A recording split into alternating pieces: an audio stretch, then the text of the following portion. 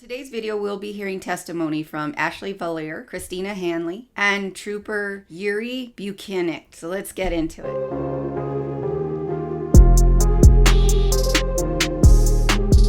Hello everybody, welcome back to Late Night Review. Today in the trial, Ashley Viller was questioned by Mr. Lowley extensively about how she goes about putting the pieces of plastic together in her puzzle-like fashion to create whatever it is she's creating with these pieces. We went through that and that was pretty tedious. However, when Mr. Bukhenik questioned her about some of the pieces, particularly P7-17, from an orange shirt and 7-18 from a gray long sleeve shirt, in that she was not the one who removed these pieces of plastic from these objects. They were removed previously by somebody else and then sent to her. This particular evidence was marked separate from the original pieces that she had received as evidence. Even though it was marked separate from the rest of the pieces, she never at any point saw the clothing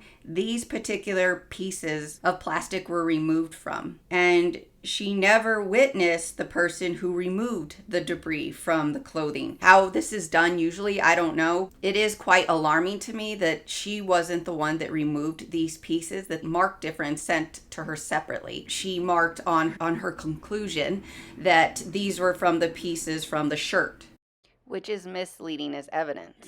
So based off of Ashley's lab's chain of custody of evidence, they don't know who had the evidence or how long they had it. The chain only starts when it's accepted by them. So there's several pieces of evidence bags we'll take a look at here. Item 7-8, this evidence bag had 14 pieces of plastic in it, red, black, and colorless, and collected by Trooper DeChico. This evidence was collected 5 days after the incident in January. On February 11th, 2022, Michael Proctor collected a bag of evidence and delivered it to the Massachusetts Crime Laboratory. The interesting information about the difference between Michael Proctor's evidence and Trooper DeChico's evidence is DeChico's pieces were of various sizes and some very, very small, as you can see. Trooper Proctor's evidence had larger pieces in comparison to Trooper DeChico's.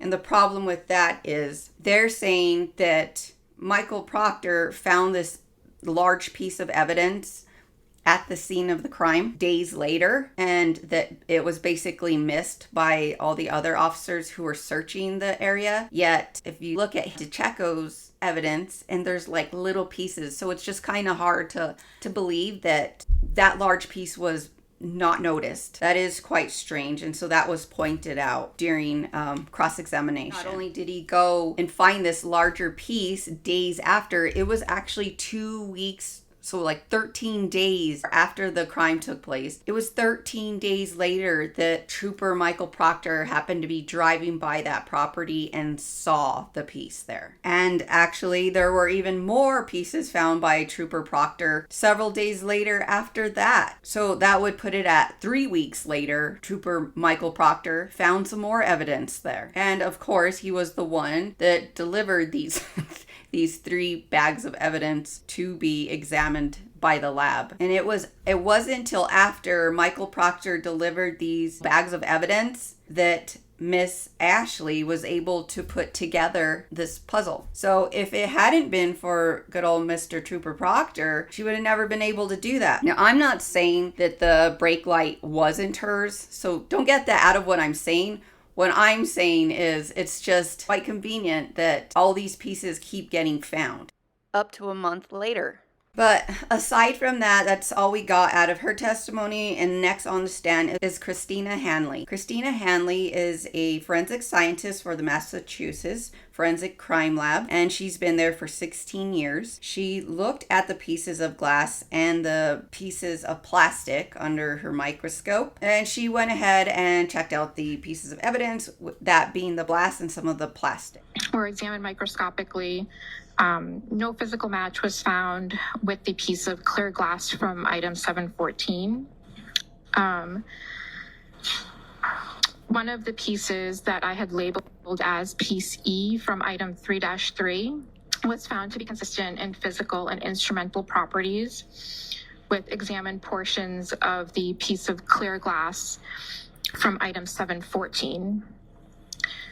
So accordingly, the examined portion of the piece of clear glass from item 3-3 could have originated from the portion of the piece of clear glass from item. Look at this little chart I made here so we can understand what's going on with all these pieces of evidence. So let's take a look at this chart.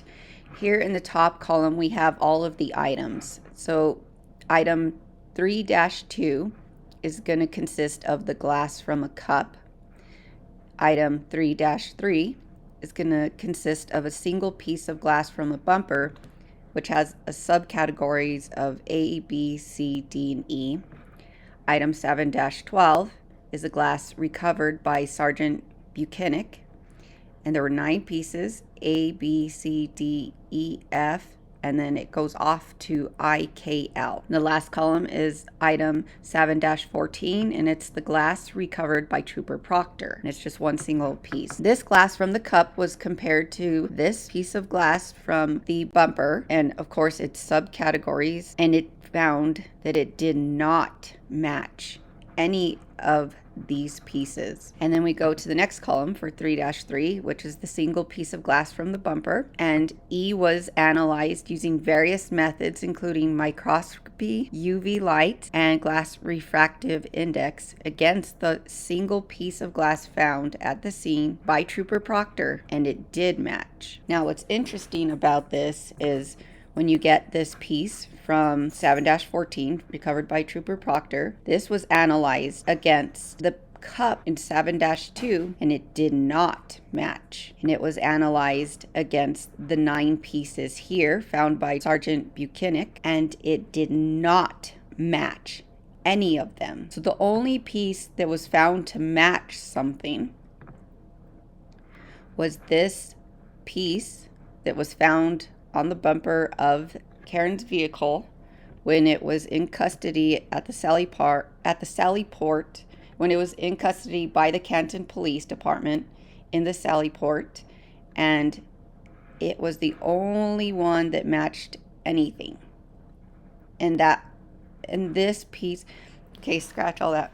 So the only match that was found was by the piece that Trooper Proctor found, and it matched the piece of subcategory E from the piece of glass found on the bumper of Karen's vehicle when the vehicle was in the possession of the Canton Police Department in the Sally Port. None of these other things matched. These didn't match Sargent Bukhenik's pieces that he found. The glass from the cup didn't match the bumper. The glass of the cup didn't match Sargent Bukhenik's 9 pieces, and the glass didn't match Trooper Proctor's piece. And the only one that did match was the piece that Trooper Proctor found, and it was matched to the subcategory E from this single piece of glass from the bumper. This piece being the piece that was found on Karen's vehicle when her SUV was in the possession of the Canton Police Department in the Sally Port. If you remember from the previous video, this is the piece of glass that was on her bumper that traveled all over the city. You can make what you want with that. That ends her testimony, and we go on to Trooper Yuri Bukhenik. So Mr. Bukhenik is an officer for the state police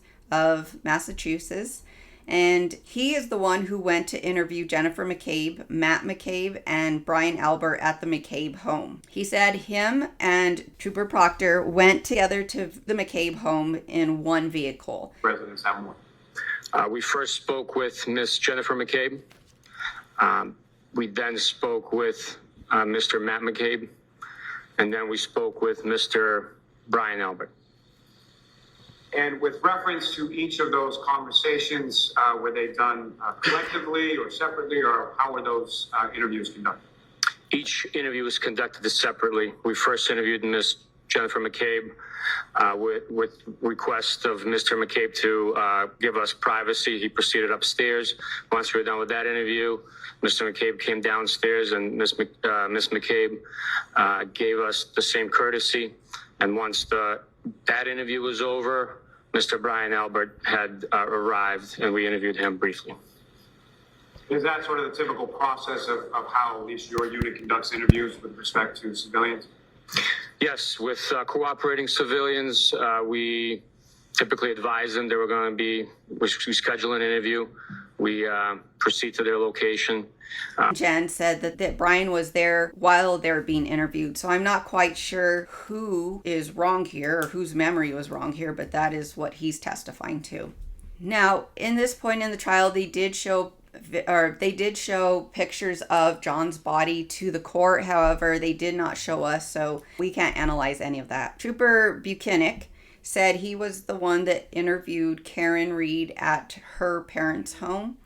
Judge Beverly, she gave her warning, as she usually does, that before hearing this testimony from the officer, you have to be shown by the Commonwealth that these alleged statements were in fact made by Karen. So with that warning, we will move forward. He said that Karen told him that John and her got in a fight that morning of the 28th about what the kids were being fed for breakfast. And he goes on to say that she told him, allegedly, that she did not take a beverage with her to the waterfall from C.F. McCarthy's, because they were at this other bar before going to the waterfall. They have been saying that Karen had taken glass with her, like a drinking glass with her from C.F. McCarthy's, and that everybody noticed it at the waterfall, and she was hiding it in her jacket and laughing, and everyone was like calling her like, oh, you're crazy, you're taking this glass. During Officer Bukhenik's interview with her, he, I guess, asked her about this glass, and she said that she did not take a glass with her from C.F. McCarthy's to the waterfall.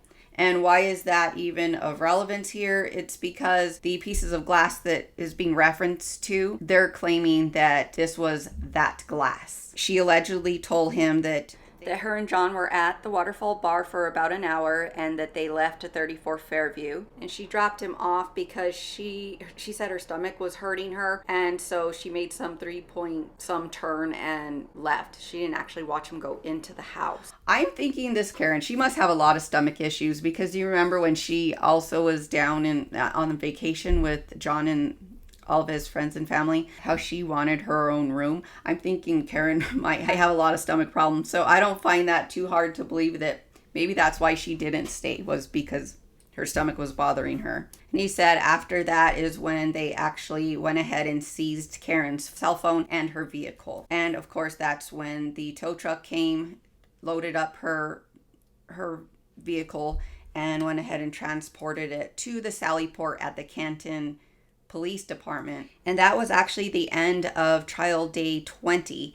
So with that, I will see you for trial day 21. Bye.